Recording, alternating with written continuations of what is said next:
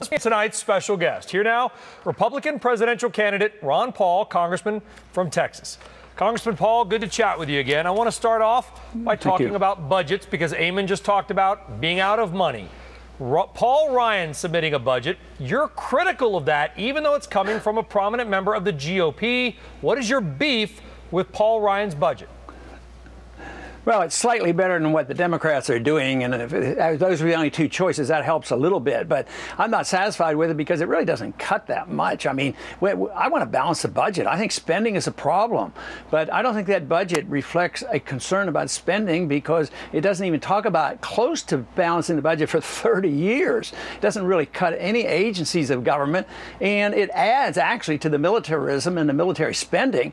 And I don't think that's a sincere attempt or concern about how serious our problem is.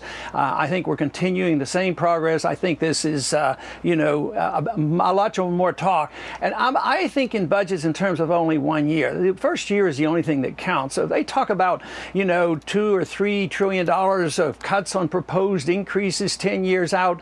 Why should this be pumped up as if we're really doing something? I think the crisis is much worse. I think we're in a debt crisis, and you can't solve a debt crisis by more spending and not paying attention to the debt. Is Paul Ryan's budget DOA anyway? Because many of the critics have already latched on to the fact that two brackets of tax rates is going to significantly lower tax rates for people who are on the upper bracket, and therefore this is already being painted as a gigantic tax break for the upper class and for the wealthy.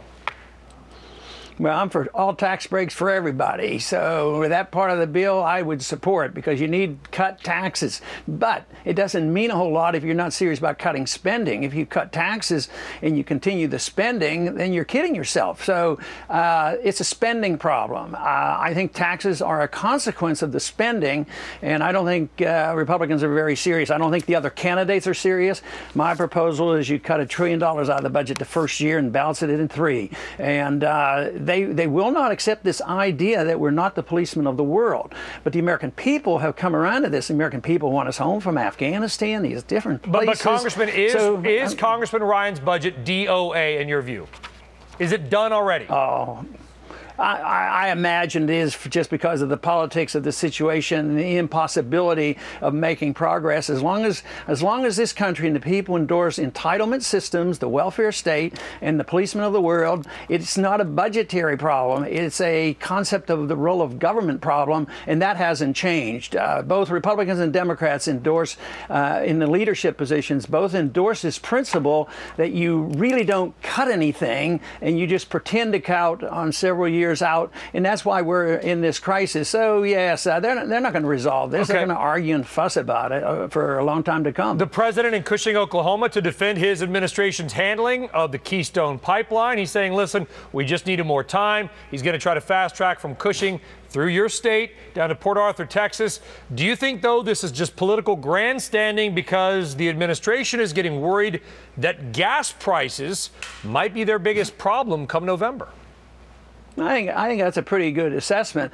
But what bothers me most about this whole argument is, why is it that we have so much power in government and in the hands of the president? Why should one person like the president be able to say, oh, we're going to have a pipeline? No, we're not going to have a pipeline. I think that's outrageous amount of power. If you do have that power and you have to assume that power, it should be used to enhance the marketplace and competition and allow things to progress. But to use it to boycott it and stop it for the benefit of maybe a certain group of special interests in the base of the Democratic Party, I think that's wrong. But I think there's way too much power. These kind of pipelines, we've been having pipelines in this country for hundreds of years, and they've been built before, and there wasn't so much power. I think it's this environmentalism that takes over where you can't make any progress, and then too much power falls into the hand of the president. That's where our problem is, I believe. The Washington Post out with an article just a couple of hours ago, basically citing a number of prominent Republicans saying that Rick Santorum needs to quit the presidential race. Do you agree? I don't agree that they have any business telling who should drop out or who shouldn't. I thought this was a democracy. Yeah, the argument, though, is that it damages the GOP's chances longer term. How do they know that? I mean, why should they make that assumption? Maybe a good debate is what we need. Maybe we need more debate. Maybe we need this to drag out a bit so that people like myself who believe in the marketplace and sound money and the Constitution, a non-interventionist foreign policy, we need more debate. We don't need people closing us out and say, well, we got our candidate right now, and he's just sort of a modified Democrat, and therefore we have to quit this debating business. I think that's terrible that other people tell individuals to drop out of the race. I think we should have a debate and continue to debate it because we haven't solved our problems yet. Fair enough, Congressman, but Rick Santorum basically making fun of Mitt Romney's advisors' Etch-a-Sketch comment, sort of implying, hey, do we really want that type of candidate? Almost implying that if it's not he or Romney, then maybe Obama would be best left to be reelected. That's the kind of damage some are saying doesn't need to be done because they're just kind of punching each other like rock'em sock'em robots, and that it's not benefiting the GOP whatsoever. You're okay with that? No, what right does Santorum have to be challenging Mitt Romney for flip-flopping no run? I mean, Santorum is not exactly a conservative. Everybody looks at his voting record. I mean, he has voted for all the debt increases and increased the Department of Education, and he votes for Planned Parenthood. And then he gets right now the media pumps him up. He's the Ronald Reagan alternative to Mitt Romney. He hasn't earned the right to condemn Romney because he's not conservative enough, because he ought to be looking to his own record and explain why he's voted for so much big government. He votes for foreign aid and things like this. That doesn't mean that means he's not a conservative. He's a fake conservative. Then in your view, is he more conservative than Romney? Because we have a guest coming up for the Tea Party later on who says that Romney is too liberal. So if you're saying that Santorum has done these things, do you think Santorum is too liberal?